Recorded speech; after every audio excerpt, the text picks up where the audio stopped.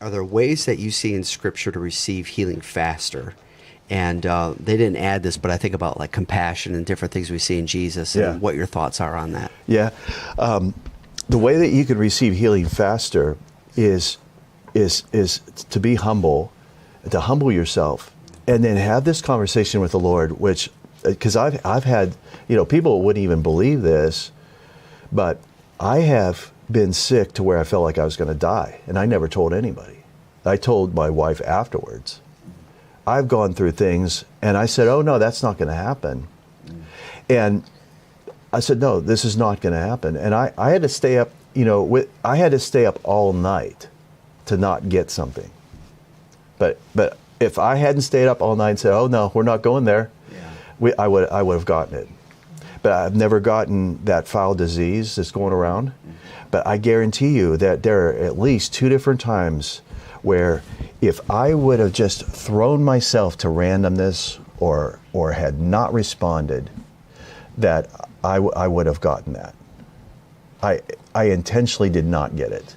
Okay, so to speed it up, you have to turn yourself in. I don't claim to have a lot of faith. I claim to know a God who is a faith God who has faith in me. He has enough faith in me that he lives inside of me. So I turn myself in, and this is what I tell him. I go, you know what? I go, if I get sick, I just want you to know it's not because of me. That's what I say. I say, because I'll stay up all night, and Kathy knows I have. I go, oh no, we're not going there. I got a lot to do tomorrow. And we've stayed up at least, and that's all I'm going to say. We've stayed up at least 2 different nights in this year, and refused it. And we turned ourselves in, and I say this, listen, Lord, I feel like I'm going to die. And I said, this is from the pit of hell. And I said, I would gladly come to be with you, but I am not going to go by some foul disease. Some devil's disease. I'm not going to do it. I'm not going that way. And I turn myself in. I say, listen, whatever it is that I have done to make myself vulnerable to this, I repent of it. Show me what to do. And immediately he says, okay, this is what I want you to do.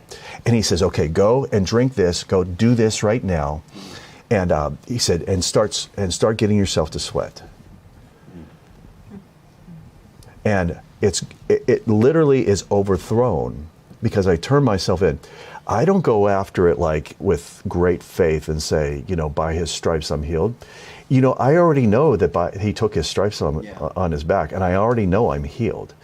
It's wrestling with the reality of something desiring to have me, to victimize me, and knowing that I'm going to have to fight this lion. I'm going to have to fight this creature. I literally have to fight it. So I look at sickness as being the enemy. I look at sickness as wanting to take advantage of my will being weak because I am feeling the symptoms I am. That's why if somebody is struggling, if you're struggling with something that is life-threatening, that's why you need to have a group of people. You need to have a pastor. You need to have a church where you can go and you can get other people to agree with you and help you through that, because Satan inflicts the symptoms and the pain so that you want to give up, so that he takes the fight out of you. And that's what has happened in this last year. The disease takes the fight. It wants to take the fight out of you. It works on your nervous system.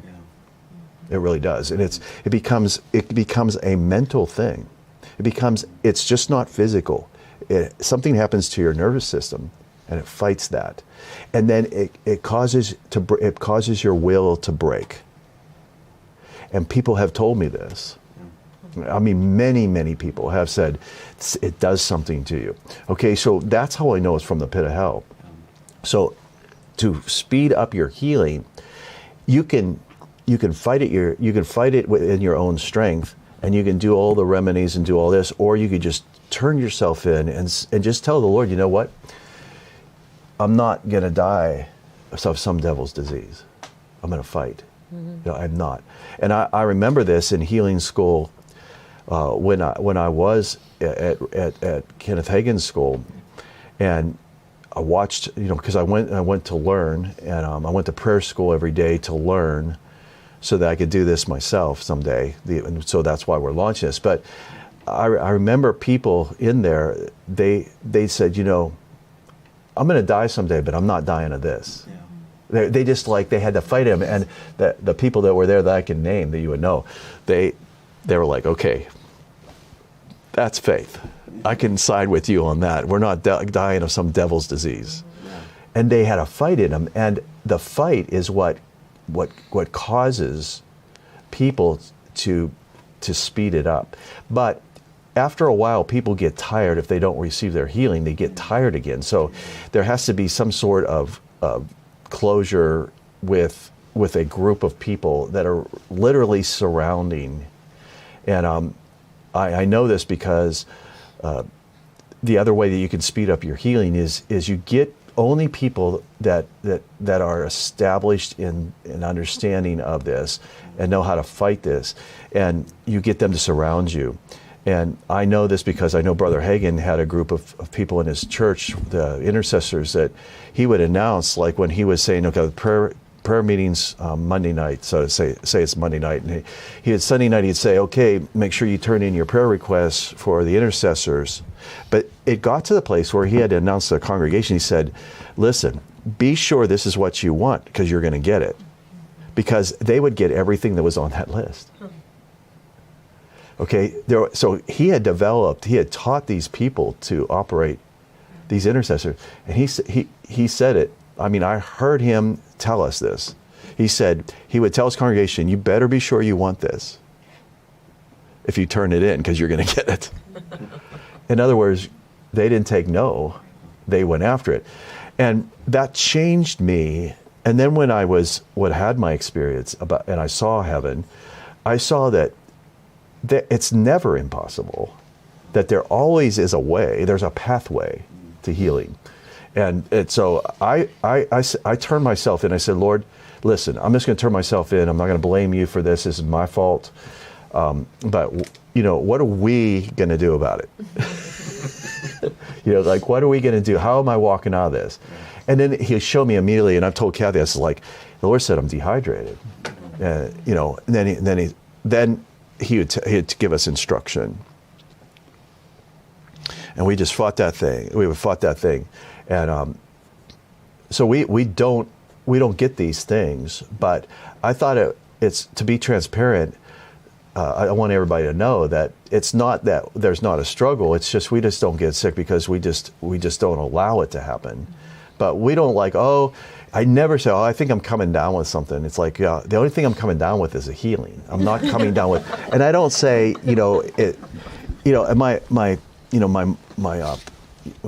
some of my relatives and stuff would say, they would claim, they would say my cancer or my diabetes or whatever. And I'm like, it's not yours. It's not yours, that the devil put that on you, and so anyway, I'm never going to back off of this. The healing to me is turning yourself in and getting on the pathway to healing, which will involve all the different ways. So in heaven, I saw that you can kind of go throw it to randomness and hope that the doctors find out what's going on, and you can go that route, or you can just turn yourself in and say, Lord, because this is what I would say, Lord, I said, I know you're not able to talk to me. You have no idea. Up until recently, I prayed that prayer all the time. I know you have stuff you want to get over to me, and you can't somehow get to me. I said, so I give you permission to overthrow me and tell me what I need. Why am I being so stupid? I would tell him, I said, obviously this happened and it's not your fault, but obviously there's a communication problem here, because you would not have let this happen, but it happened. And so I turn myself in. I say, listen, I'm hard-headed in this area. I need you to talk to me. And he has always been loving and healed me. I've seen so much healing in the last few years, and I didn't have hands laid on me or anything. You know, God healed me without any contact from anybody. Nobody could claim that there was their prayer or, and this is how I do it. I go, Lord, you know what? I can die and come to you, or I could stay here and beat the living daylights out of the devil one more day. You know, so I'm just turning myself in. This is not of you, and I'm seeing healing. I'm seeing myself being healed. So this is what I would teach people, that in heaven there is no sickness, and heaven is inside of you. So let's go ahead and start to allow God to quicken our mortal bodies with that Zoe life, with that power of the life of God. Jesus literally has pointed to me and told me things, and that was it. And I'm like, I wish it was like this all the time. Like, I didn't even get to pray. He just pointed and he said, okay. Like today, he said something to me. And I've been praying about this for several months. And I said, Lord, I know it's coming. And he just said, it's done. And so that just happened before I got here. But it took months of just saying, Lord, you know, what are we going to do about this? Yeah. You know, and he goes, and what it usually ends up being is, that's mine anyway. That's what he says. Like if it has something to do with something, he goes, well, that's mine anyway. You gave that to me. So it's done.